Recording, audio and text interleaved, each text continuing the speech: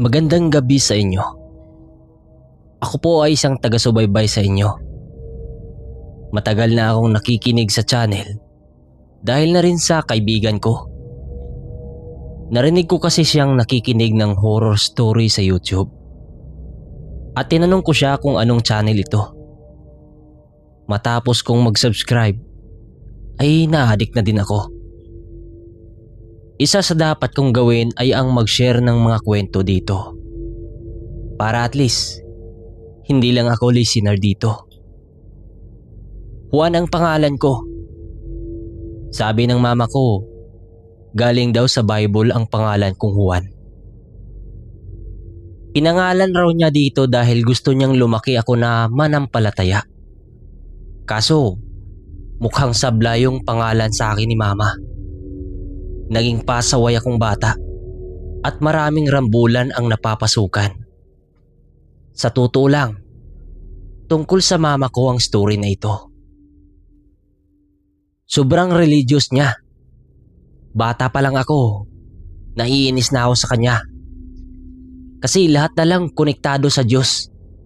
Dapat laging nagdadasal pagkagising sa umaga at habang nasa kainan. Tapos bago matulog magro-rosaryo muna kami. Nakakainis. Kasi yung mga paborito kong anime sa TV, kasabay ng pagro-rosaryo namin. Kung pwede lang sana na mas bilisan ko yung pagsasalita para mas mabilis akong matapos. Kaso nagagalit si mama. Respetuhin ko raw ang pagdarasal. Linggo-linggo kaming nagsisimba. Maliban pa doon kung may okasyon. Kunyari birthday ko o may mataas na grado ay kailangang magpapasalamat ako sa Panginoon. Siyempre, magsisimba rin kami niyan. Sa totoo nga niyan, ang dami naming santo sa bahay. Sa lahat ng sulok meron kami nakikita.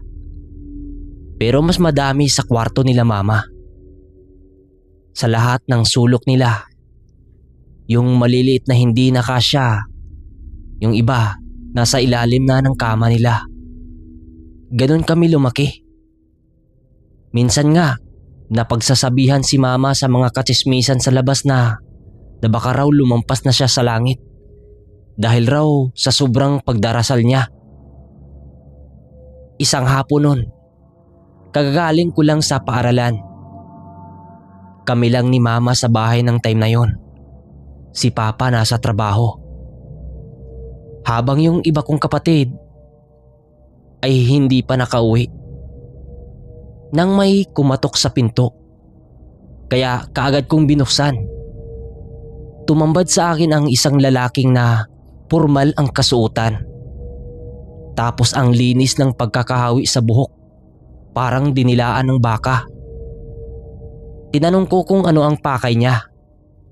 Sabi niya, nagbibinta raw siya ng santo. Nang marinig yun ni mama, ay agad itong tumakbo galing sa sopa papunta sa pinto. Nag-usap sila ng tagal. Ang daming sinasabi yung lalaki. Kitang-kita ko na sobrang weird ni mama. Tulala siya habang nakatingin sa lalaki. Nung sasabihin ng lalaki na 1,000 yung santo, pumayag kaagad si mama. Inilabas kaagad yung santo. Hindi ko makilala kung sino ba yung santo na yon.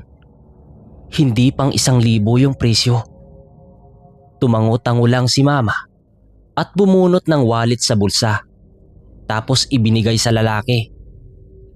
Nung makaalis na yung lalaki, nakatulala pa rin si mama. Doon na ako kinabahan. Kinakausap ko siya pero hindi na siya sumasagot. Mga 15 minutos bago ko siya nakausap ng maayos. Ang sakit daw ng ulo niya. At saka ang natatandaan lang daw niya ay ang binibintahan siya ng mga santo. Hindi na daw niya alam kung ano pa ang sinasabi ng lalaki at kung magkano. Inilagay ni mama sa sala yung santo. At sa lahat ng santong nasa bahay namin, doon lang ako natatakot sa santo na yon. Nakakatakot talaga yung mga mata niya. parang sinusundan ka ng mga mata niya kapag naglalakad ka sa buong bahay. Kahit yung papa ko ay takot din. Isang beses noon, nagkataong brownout. Tulog na kaming lahat nung lumabas siya ng sala. Magsisindi sana ng sigarilyo sa labas. Nang makita niyang lumingon sa kanya yung santo. Kumaripas daw siya ng takbo pabalik sa kwarto. Kalaunan, napapayag din namin si mama na itapon yung santo. Binasag muna ni papa bago nilagay sa basurahan. Tingin ko, may kakaiba sa santong yun. Mas malala pa doon sa tindero ng santo. Hindi ko na nga lang alam kung anong panghinoptismo ang ginawa niya kay mama. Pangalawa, kwento ito ng dating tindero ng in-laws ko. Meron kasi silang lechon manok business noon. Tapos siyempre, kailangan nila ng tindero doon. Lalaki lang yung kinuha nila kasi mabigat ang trabaho doon sa lechonan. Nagkaroon sila ng tindero na itago na lang natin sa pangalang Hari.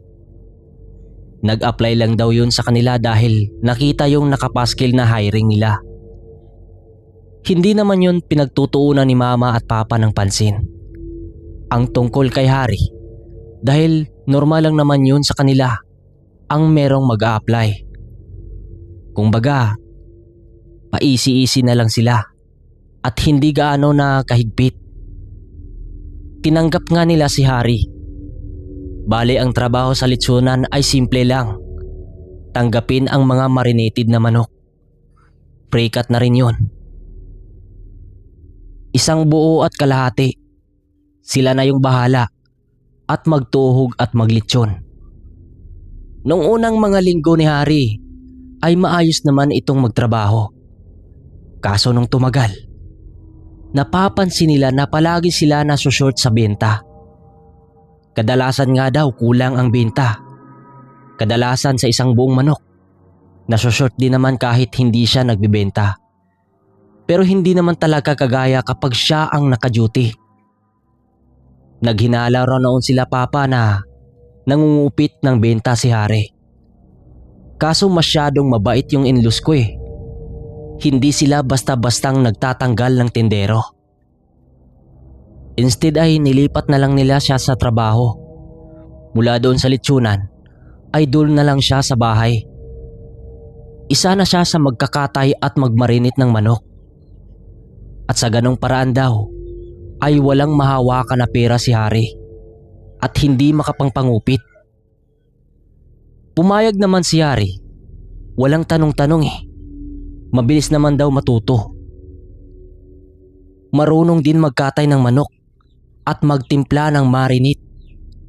Akala nga nila mama at papa ay okay na ang lahat. Na wala nang pagkakashort ng paggaganap. Pero ay ganun pa rin at mas lumala pa. Araw-araw ay 150 na piraso na manok ang kinakatay nila noon. Dahil dalawa ang branch ng lechonan. Walang mintis yun, 150 bawat araw. Pero nung nasa katayan na si Hari, ay nababawasan ng 2 o 3 ang manok. Hindi naman daw araw-araw, pero may 3 bisis sa isang linggo. Takang-taka sila dahil kahit saan dalhin si Hari, may nawawala. Yung doon sa tindahan ay maunawaan pa nila na nangungupit ng pira si Hari. Pero sa katayan na mismo, wala namang pera doon eh. Instead ay manok talaga ang hawak. Papanong nangyayari na mas malaki ang nawala? Biro pa raw ni Papa noon ay baka kinain ni Hari yung manok. Pero kahit ganon, hindi pa rin nila makumpronta ang taong yun. Hanggang sa ang asawa ko ng si Jeep ang nakatuklas sa hiwagang ginagawa ni Hari. Binantayan daw talaga niya yon isang araw. Hindi niya hiniwalayan ang tingin si Hari. Hanggang sa nagpaalam yon na magyuyusi lang. Pag alis ni Hari sa kusina, ay pasimple na siyang sinunda ni Jeff. Nakita niyang nagpunta yun sa kabilang bakod si Harry. Bakanting lote yun. At doon nakita niya si Harry na may binuksan na isang garbage bag. Nagulat siya dahil ang laman nun ay 2 hilaw na buong manok. Wala na yung ulo at balahibo, tsaka may dugo-dugo pa. Nang walang ano-ano ay nilantakan ito ni Harry. Para pa daw itong hayop kung kumain. Walang tapon maski mga buto. Lagatukan nga raw at durug-durug talaga sa kagat. Gulat na gulat si Jeff. Pero hindi na niya kinausap pa si Harry. Sinumbong na lang niya kila Papa at Mama ang mga nakita niya. At doon nila nalaman na hindi pala nagbibiro si Papa, na nung sasabihin na baka kinain ni Harry yung mga manok. Noon pa man daw ay may kutob na si Papa na may kakaiba kay Harry. Wala naman daw siyang katibayan, pero dahil sa sinabi ni Jeff ay nakumpirma niya ang kutob. Hindi naman nila sinisiante si Harry, pinagpapahinga lang nila. Sinabihan na medyo humina na ang benta dahil sa nawawalang manok. Sinabi nila na nalulugi na ang tindahan kahit na hindi naman. Sabi pa ni Papa, tatawagan nila si Harry, pero syempre hindi na nga daw nila tinawagan pa. Binigay pa rin naman nila yung huling sweldo para hindi sumama yung loob nun. Baka raw kasi kung ano pang gawin nito sa kanila.